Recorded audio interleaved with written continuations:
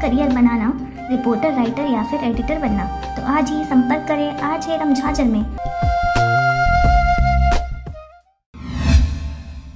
खबर है मुंगेली जिला के लोरमी क्षेत्र का, जहां पर बाढ़ में बहे 2 लोगों का नदी में तैरते हुए मिला लाश। लगातार हो रही बारिश से नदी नाले उफान पर हैं।